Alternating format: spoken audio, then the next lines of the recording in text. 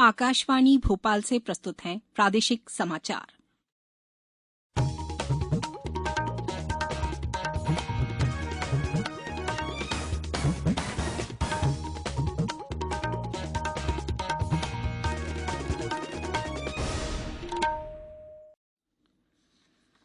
नमस्कार, समाचारों के साथ मैं राना शाहिद। सबसे पहले इस बुलेटिन के मुख्य समाचार। भारतीय जनता पार्टी की राष्ट्रीय कार्यकारिणी की 2 दिवसीय बैठक आज हैदराबाद में शुरू। प्रधानमंत्री और भाजपा शासित राज्यों के मुख्यमंत्री हुए शामिल। मुख्यमंत्री ने पीएसएलवी-C उपग्रहों की सफल लॉन्चिंग को भारत के लिए गौरव का पल बताया। और मौसम विभाग ने 12 जिलों में भारी बारिश की चेतावनी जारी की। अब समाचार विस्तार से। भारतीय जनता पार्टी की राष्ट्रीय कार्यकारिणी की 2 दिवसीय बैठक आज हैदराबाद में शुरू हुई। बैठक में प्रधानमंत्री नरेंद्र मोदी, केंद्रीय मंत्री अमित शाह, राजनाथ सिंह और नितिन गडकरी सहित पार्टी के वरिष्ठ नेता, भाजपा शासित राज्यों के मुख्यमंत्री और 340 प्रतिनिधि भाग ले रहे हैं। प्रधानमंत्री मोदी 2 दिवसीय बैठक के सभी सत्रों में शामिल होंगे। पार्टी अध्यक्ष जगत प्रकाश नड्डा ने आज सवेरे पार्टी पदाधिकारियों की बैठक का उद्घाटन किया। पार्टी के प्रमुख निर्णय लेने वाले निकाय की 2 दिवसीय बैठक में पार्टी को विशेष रूप से दक्षिण राज्यों में और मजबूत करने की रणनीतियों पर ध्यान केंद्रित किया जाएगा। पार्टी नेता वसुंधरा राजे सिंधिया ने बताया कि बैठक में प्रधानमंत्री गरीब कल्याण योजना के बारे में चर्चा की जाएगी। उन्होंने कहा कि बैठक में तेलंगाना के बारे में एक वक्तव्य भी दिया जाएगा। भाजपा के राष्ट्रीय महासचिव तरुण चुग ने बताया कि हैदराबाद में 18 वर्ष बाद राष्ट्रीय कार्यकारिणी की बैठक हो रही है। प्रधानमंत्री मोदी सिकंदराबाद के परेड ग्राउंड में कल शाम एक जनसभा को भी संबोधित करेंगे। नीति आयोग ने आज कोविड महामारी के प्रसार को रोकने और प्रबंधन के लिए आयुष आधारित विभिन्न पहलों तथा राज्यों और केंद्र शासित प्रदेशों द्वारा अपनाए गए तरीकों के संग्रह का विमोचन किया। संग्रह का विमोचन नीति आयोग के उपाध्यक्ष सुमन बैरी और आयुष राज्य मंत्री डॉक्टर मुंजपारा महेंद्र भाई कालूभाई ने किया। कार्यक्रम में नीति आयोग में स्वास्थ्य मामलों के सदस्य डॉक्टर वीके पॉल और संबंधित अधिकारी भी उपस्थित थे। इस अवसर पर श्री पॉल ने कहा कि संग्रह में आयुष के संसाधनों का उपयोग करते हुए कोविड-19 के खिलाफ संघर्ष में देश को मजबूत बनाने के लिए राज्यों और केंद्र शासित प्रदेशों द्वारा अपनाए गए तरीके और जानकारियां दी गई हैं। रक्षा मंत्रालय ने घोषणा की है कि देश की थल सेना और नौसेना में अग्निपथ योजना के तहत अग्निवीरों की भर्ती के लिए पंजीकरण शुरू हो चुका है। योजना के अंतर्गत थल सेना, नौसेना और वायुसेना में अग्निवीरों की भर्ती 4 साल के लिए होगी। इनमें से 25% तक अग्निवीरों को उनकी योग्यता, इच्छा और फिटनेस के आधार पर नियमित किया जाएगा। शेष 75% अग्निवीर 11 से 12 लाख रुपए के सेवानिधि पैकेज के अधिकारी होंगे। दूसरा, कामकाज शुरू होने के लिए उन्हें योग्यता प्रमाण पत्र और बैंक ऋण भी दिए जाएंगे। अग्निवीर पुरस्कार पदक और बीमा के भी हकदार होंगे। पहले 4 वर्ष में सैनिक को 30 से 40 हजार रुपए का मासिक वेतन दिया जाएगा।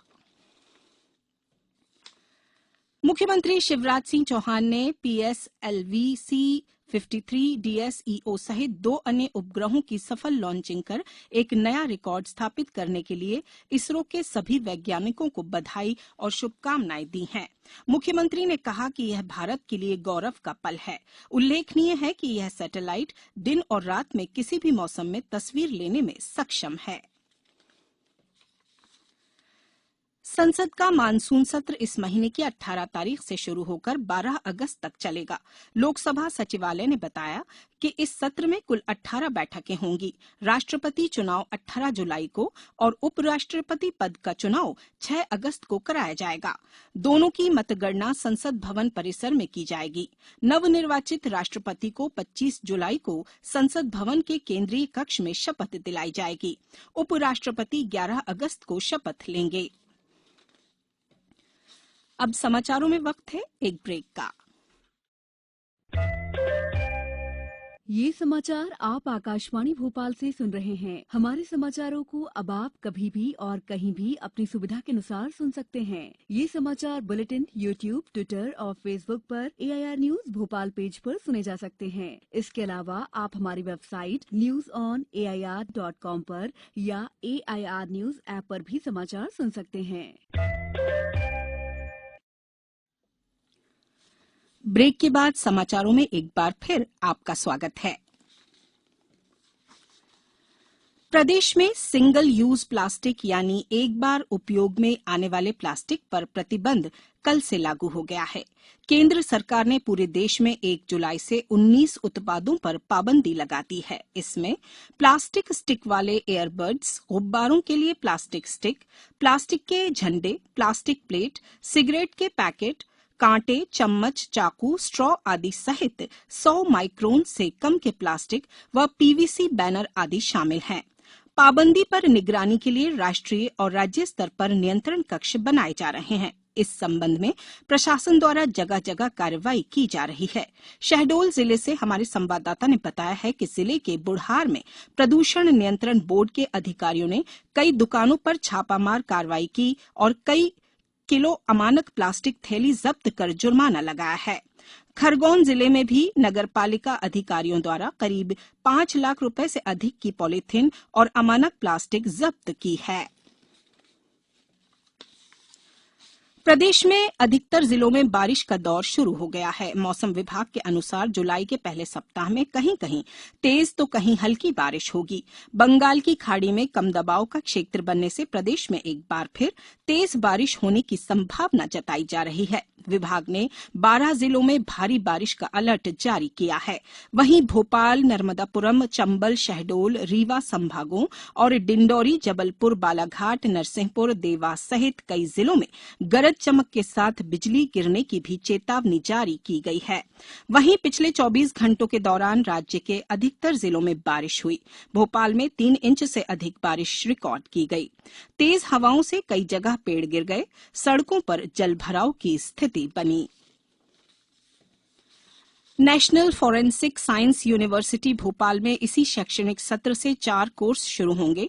गृह मंत्री डॉ नरोत्तम मिश्रा ने बताया है कि राज्य शासन ने यूनिवर्सिटी के नवीन भवन के लिए बरखेड़ा बोंदर में 15 एकड़ जमीन निःशुल्क आवंटित कर दी है। नेशनल फॉरेंसिक साइंस यूनिवर्सिटी के कैंपस निर्माण तक कक्षाएं सेंट्रल फॉरेंसिक साइंस लेबोरेटरी के भवन में चलेंगी। यहां वर्ष 2022-23 के शैक्षणिक सत्र में 4 कोर्स शुरू किए जा रहे हैं। यहां MSc फॉरेंसिक साइंस के 2 वर्षीय कोर्स के लिए 30 सीट आवंटित की गई है।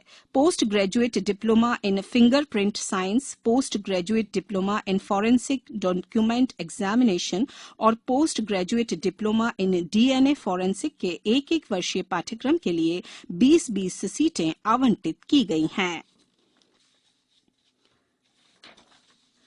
संस्कृति विभाग 13 जुलाई को गुरु पूर्णिमा पर्व मनाएगा। संचालक संस्कृति अदिति कुमार त्रिपाठी ने बताया कि भोपाल सहित प्रदेश के अलग अलग शहरों में 12 शासकीय ललित कला और संगीत महाविद्यालयों में गुरु पूर्णिमा पर्व मनाया जाएगा।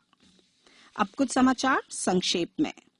गृह और सहकारिता मंत्री अमित शाह ने आज 100वें अंतर्राष्ट्रीय सहकारिता दिवस पर लोगों को बधाई दी। मध्य प्रदेश राज्य विधिक सेवा प्राधिकरण के निर्देशानुसार शासकीय प्राथमिक शाला देवास में शिक्षा का अधिकार के लिए जागरूकता शिविर आयोजित किया गया। मध्य प्रदेश जनजातीय संग्रहालय की लिखंद्रा प्रदर्शनी दीर्घा में भील समुदाय की चित्रकार कस्सू बारिया के चित्रों की प्रदर्शनी सह विक्रय का संयोजन किया जा रहा है। यह 27वीं चित्र प्रदर्शनी 30 जुलाई तक चलेगी। इंदिरा गांधी राष्ट्रीय जनजाति विश्वविद्यालय द्वारा अनुसूचित जाति समुदाय के छात्रों के लिए एक निःशुल्क कोचिंग सेंटर की शुरुआत करेगा। अंत में मुख्य समाचार एक बार फिर। भारतीय जनता पार्टी की राष्ट्रीय कार्यकारिणी की 2 दिवसीय बैठक आज हैदराबाद में शुरू। प्रधानमंत्री और भाजपा शासित राज्यों के मुख्यमंत्री हुए शामिल। मुख्यमंत्री ने PSLV-C उपग्रहों की सफल लॉन्चिंग को भारत के लिए गौरव का पल बताया और मौसम विभाग ने 12 जिलों में भारी बारिश की चेतावनी जारी की। आज इस बुलेटिन में बस इतना ही। नमस्कार।